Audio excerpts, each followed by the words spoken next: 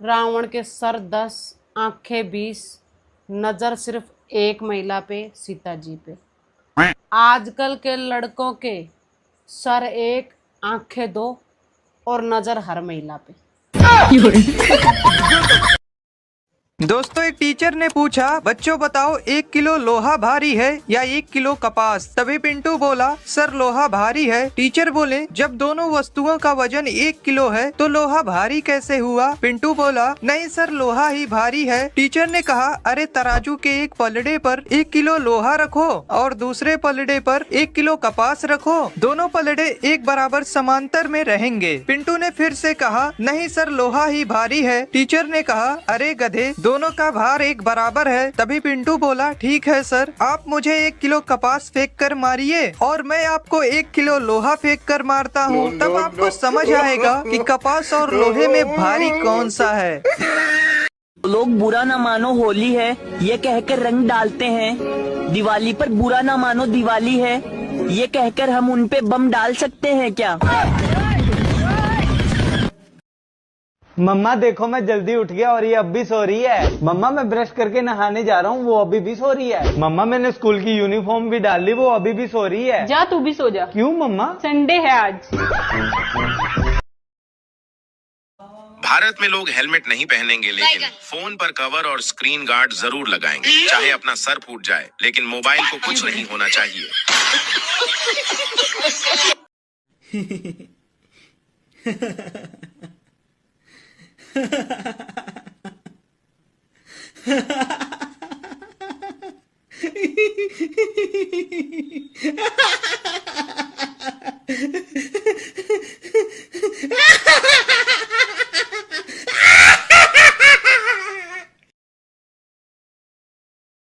एक बार 3 लोगों को 10-10 साल की सजा सुनाई जाती है। सजा काफी लंबी थी, इसीलिए उन तीनों को बोला जाता है कि वह अपना टाइम पास करने के लिए कोई भी एक चीज अपने साथ जेल में लेके जा सकते हैं।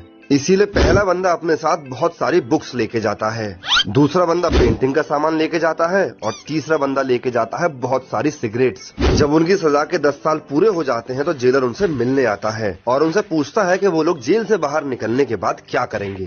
इस पर पहला बंदा बोलता है, सर मैंने जेल में 10 साल तक बहुत सारी किताबें पढ़ी हैं, अब मैं बाहर जाकर अपनी डिग्री लूंगा और टीचर बनूंगा। दूसरा बंदा बोलता है, सर मैंने 10 साल तक पेंटिंग की इतनी प्रैक्टिस कर ली है कि मैं तो अब पेंटर ही बनूंगा बाहर जाके। इसके बाद जब जेलर तीसरे बंदे के पास जाता है तो देखता है कि उसकी सारी सिगरेट्स ऐसे के ऐसे ही रखी हुई हैं। यह देखकर जेलर उससे बोलता है कि भाई जब पीनी ही नहीं थी तो मंगाई क्यों थी? सर मंगाई तो पीने के लिए ही थी, पर ये भूल गया था कि इनको जलाने के लिए लाइटर भी चाहिए होता है। एक रात एक चोर एक घर में घुसा, दरवाजा खोला तो एक बूढ़ी औरत सो रही थी। खटपट की आवाज से उसकी आंखें खुल गईं। चोर घबरा गया, लेकिन बुढ़िया बोली, डरो मत बेटा, लगता है किसी मजबूरी के कारण तुम ऐसा काम कर रहे हो। कोई बात नहीं, अलमारी में एक तिजोरी है, उसमें का सारा पैसा और गहना तुम चुपचाप ले जाना, लेकिन पहले मेरे पास आकर बैठो। मैंने अभी अभी एक सपना देखा है, वह सुनकर जरा मुझे उसका मतलब तो बता दो। चोर बुढ़िया की बातों में आ गया और चुपचाप जाकर उसके पास बैठ गया। बुढ़िया ने कहा, बेटा मैंने देखा कि मैं एक जंगल में खो गई हूँ। तभी एक कौवा मेरे पास आया और उसने 3 बार जोर जोर से बोला, पिंटू पिंटू पिंटू। बस फिर सपना खत्म हो गया और मेरी आंखें खुल गईं। जरा बताओ इसका क्या मतलब हुआ? चोर सोचने लगा। इतने में बुढ़िया का बेटा पिंटू अपना नाम जोर जोर से सुनकर उठ गया और अंदर आकर चोर को जमकर पीटा। बुढ़िया बोली, बस करो, अब मत मारो। चोर बोला, नहीं नहीं, मुझे और मारो, ताकि मुझे आगे से याद रहे कि मैं एक चोर हूँ, सपनों का मतलब बताने वाला नहीं। दुख क्या है? 7 बजे नींद खुले और पता चले अब वापस नहीं सोना। खुशी क्या है? रात को 2 बजे नींद खुले और पता चले कि अभी 5 घंटे और सोना है। डबल खुशी क्या है? रात को नींद खुले और पता चले कल तो छुट्टी है। दुख क्या है? पिंटू एक बार अपने घर की लाइट सुधार रहा था, तभी उसके ऊपर बिजली का तार गिर गया। पिंटू तड़प तड़प कर मरने ही वाला था कि अचानक उसे याद आया कि बिजली तो सुबह से बंद है। वापस उठकर हंसते हुए बोला, साला याद नहीं आता तो आज मर ही जाता। पूरा सुनिए, मजा आएगा। मुझे तो अपनों ने लूटा, गैरों में कहाँ दम था। मेरी हड्डी वहाँ टूटी जहाँ हॉस्पिटल बंद था। मुझे जिस एम्बुलेंस में डाला उसका पेट्रोल कम था। मुझे रिक्शे में इसलिए बैठाया क्योंकि उसका किराया कम था। मुझे डॉक्टरों ने उठाया, नर्सों में कहाँ दम था। मुझे जिस बेड पे लेटाया उसके नीचे बम था। मुझे तो बम से उड़ाया, गोली में कहाँ दम था। और मुझे सड़क में दफनाया क्योंकि कब्रिस्तान में फंक्शन था। जापान में दो भाई रहते थे। एक का नाम जो था, दूसरे का नाम वो था। एक रात जो को बाथरूम में भूत दिखा। जो डर गया और उसने वो को आवाज लगाई। वो दौड़ते हुए बाथरूम में आया और भूत को देखते ही उसका हार्ट फेल हो गया और वो मर गया। बस उसी दिन से कहावत हो गई, जो डर गया वो मर गया। सुबह ब्रश किया तो टूथपेस्ट में लौंग थी, फिर चाय पी उसमें भी लौंग थी, दोपहर में दाल खाई उसमें भी लौंग थी, रात को बिरयानी खाई उसमें भी लौंग थी, सोने से पहले पान खाया उसमें भी लौंग थी। अरे तो कहना क्या चाहते हो? एक बच्चे का जन्म होने वाला था। जन्म से कुछ समय पहले बच्चा भगवान से बोला, हे प्रभु, मैं इतना छोटा हूँ, खुद से कुछ कर भी नहीं पाता, भला मैं पृथ्वी पर कैसे रहूंगा? मुझे कहीं नहीं जाना, मुझे अपने पास ही रहने दीजिए। भगवान बोले, हे बालक, मैंने तुम्हारे लिए एक फरिश्ता चुना है, वो तुम्हारे लिए मुस्कुराएगा भी और तुम्हारा ख्याल भी रखेगा। बच्चा बोला, जब लोग मुझसे बात करेंगे तो मैं समझूंगा कैसे? मुझे तो उनकी भाषा भी नहीं आती। भगवान बोले, तुम्हारा फरिश्ता तुमसे मधुर शब्दों में तुमसे बात करेगा, वो तुम्हें चलना बोलना और प्रार्थना करना भी सिखाएगा और वो तुम्हें सभी बुरे लोगों से बचाएगा, भले ही उसकी जान ही क्यों न चली जाए। इस बीच पृथ्वी से किसी के कराहने की आवाज सुनाई दी। बच्चा समझ गया कि अब उसे जाना होगा। बच्चा बोला, हे ईश्वर, मेरे जाने का समय हो गया है, कृपया करके मुझे उस फरिश्ते का नाम बता दीजिए। भगवान बोले, तुम नाम जानकर क्या करोगे? बस इतना जान लो, तुम पृथ्वी पर उसे माँ कहकर बुलाओगे तो बस अपनी प्यारी माँ के लिए एक लाइक करके सब्सक्राइब कर दो।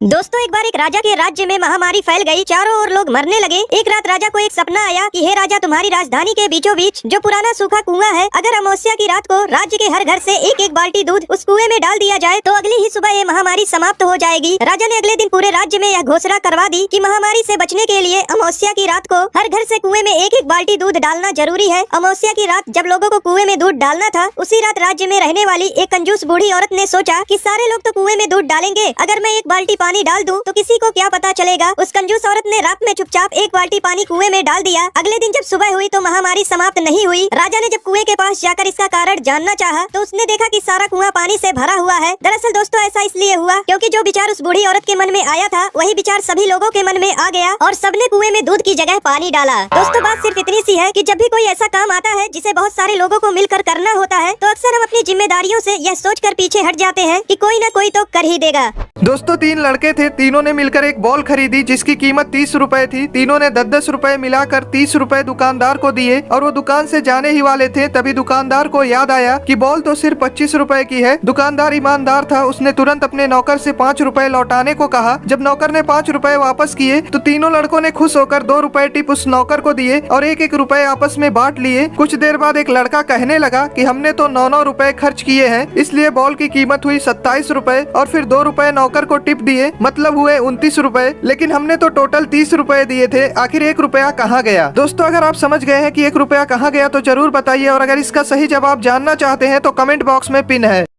एक लड़की जा रही थी, उसका पेन गिर गया। एक लड़का उसका पेन उठाकर दिया और बोला, आपका नाम? लड़की बोली, पिता के पहले और माता के बाद लगाते हैं वही है मेरा नाम। आप बताओ लड़की का क्या है नाम? ये बड़ी अच्छी बात कही आप।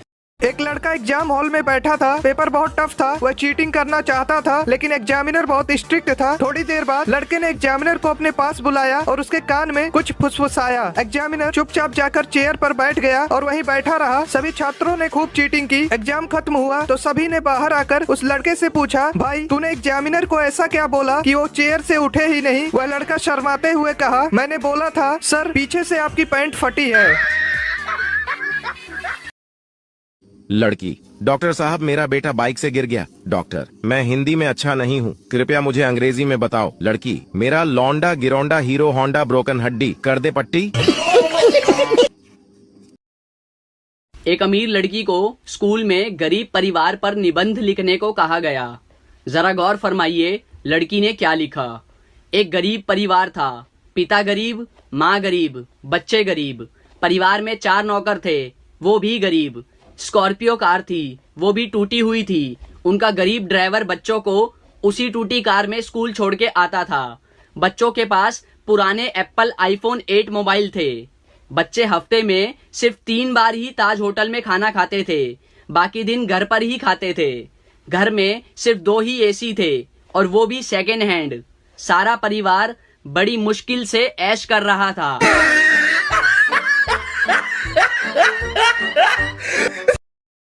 दोस्तों, 2 लड़के लड़की शादी करना चाहते थे, लेकिन लड़की का बाप चाहता था कि शादी ना हो, इसलिए उसने लड़के के सामने एक शर्त रखा कि अगर बारात में कोई भी बूढ़ा आदमी आया तो शादी नहीं होगी। लड़के ने मजबूरी में शर्त मान ली। जब बारात लड़की के घर जाने के लिए निकलने वाली थी, तभी लड़के के नाना ने कहा, मैं भी जाऊंगा बारात। लोगों ने समझाया कि अगर आप गए तो शादी नहीं होगी। नाना बोले, चाहे कुछ भी हो, लेकिन मैं जाऊंगा। लोगों ने फैसला किया कि बूढ़े नाना को डिग्गी में बैठा लो, लेकिन उन्हें बाहर मत निकालना। नाना को डिग्गी में डाल दिया गया। जब बारात पहुंची तो लड़की के बाप ने फिर से टांग अड़ा दी और लड़के से कहा, शादी तभी होगी जब तुम पास के इस तालाब से पानी की जगह दूध बहवा दो। बारातियों ने कहा, यह तो पॉसिबल नहीं है। बारात वापस आने लगी, तभी नाना ने डिग्गी से आवाज लगाई, बस इतनी सी बात के लिए तुम सब वापस जा रहे हो? जाओ, जाकर लड़की के बाप से कह दो कि हमने दूध का इंतजाम कर लिया है, आप तालाब का पानी खाली करा दो।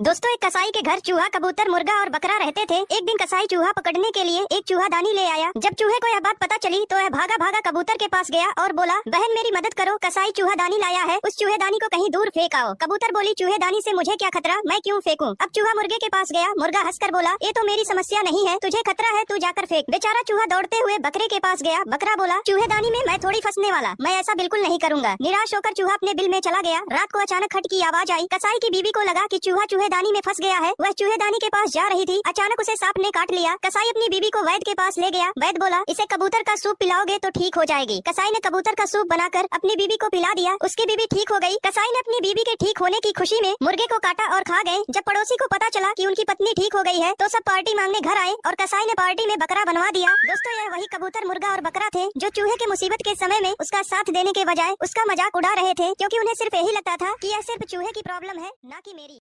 एक माँ ने अपने बच्चे से मार्कशीट मांगी। बच्चे ने मार्कशीट दिखाई जिसमें उसे गणित में 100 में से 90 अंक प्राप्त हुए थे। माँ ने मार्कशीट देखी और उसे जोर जोर से पीटने लगी। फिर बोली, तुम कब से इतने समझदार हो गए? जरूर तुमने 9 के 90 करे हैं। 0 अपने आप पढ़ाते हो।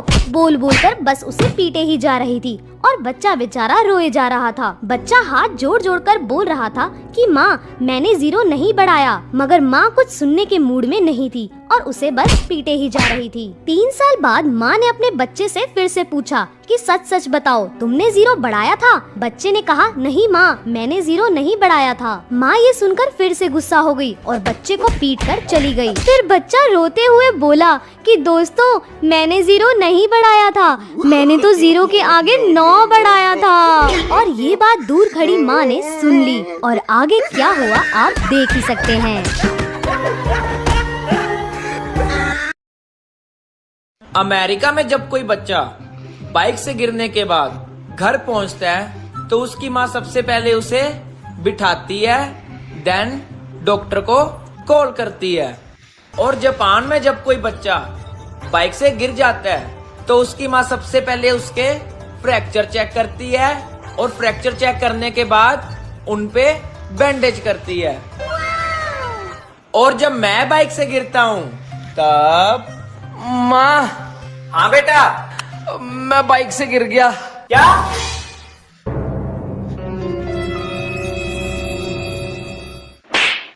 और तेज चला बाइक।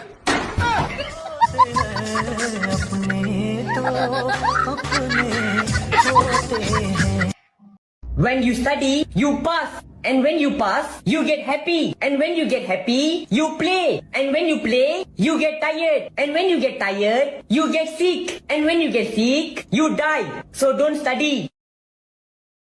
एक पिता अपनी बेटी के लिए लड़का देखने गया। उन्होंने लड़के के पिता से पूछा, छोरो काई करे है? लड़के के पिता ने कहा, सीए है। उन्होंने पूछा, छोरा की बहन काई करे है? पिता ने कहा, वाह भी सीए है। उन्होंने फिर पूछा, छोरा की माँ काई करे है? पिता ने कहा, वाह भी सीए है। उन्होंने फिर पूछा, अरे वाह, सब सीए है, मतलब आप भी सीए ही होगा? लड़के का पिता, ना ना, मैं तो घाघरा ब्लाउज कटिंग करूं, ये सब लोग सीए हैं।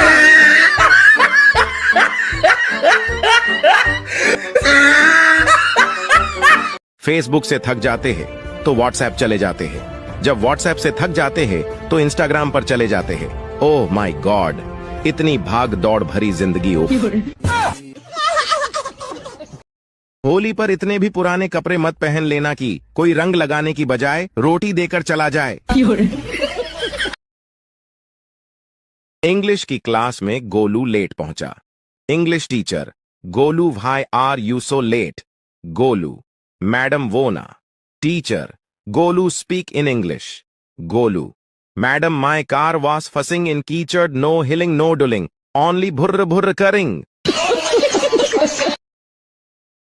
तुम्हें पता है एक जेंटलमैन कौन होता है? जो तुम्हारी बकवास बातें भी बड़े गौर से सुने, जो तुम्हारा रंग रूप दौलत देखकर नहीं, तुम्हारी मासूमियत देखकर तुम्हें प्यार करे, जो तुम्हारी बिना फिल्टर वाली फोटो की भी तारीफ करे और जब तुम इनसिक्योरिटीज हो तो इग्नोर नहीं क्लियर करे, जिसे तुम्हारे जिस्म से नहीं बालों से खेलना पसंद हो, जो तुम्हारी मर्जी के बगैर तुम्हें उस नज़र से देखे भी ना, भले ही तुम्हारी आंख खुली हो या बंद हो, जो तुम्हें भले ही कितना भी प्यार करता हो लेकिन अपनी माँ को हमेशा प्रायोरिटी दे, जो महंगे महंगे गिफ्ट्स भले ही ना दिलाए लेकिन तुम्हारे पीरियड्स में तुम्हें एक चॉकलेट जरूर ला कर दे, जो भले ही तुम्हारी गलतियों पे तुम्हें डांटे लेकिन दूसरों के आगे बहुत रिस्पेक्ट से बात करे, जिसके पास ऑप्शंस भले ही कितने हो लेकिन वो हमेशा सिर्फ तुम्हें ही चुने, जो तुम्हारे आगे रोने से बिल्कुल ना शर्माए और उसे देखकर जब तुम रो दो तो वो चुप हो जाए, और अगर ऐसा लड़का तुम्हें मिले तो उसका साथ कभी मत छोड़ना। CBSE, UPSC, दिन में सोडा रात को लस्सी, ICSE, NTSE रोल करेंगे रोनाल्डो मेसी। बोर्ड एग्जाम में होने वाली है सारे बच्चों की ऐसी की तैसी, चिंता ता चिता चिता चिंता ता ता।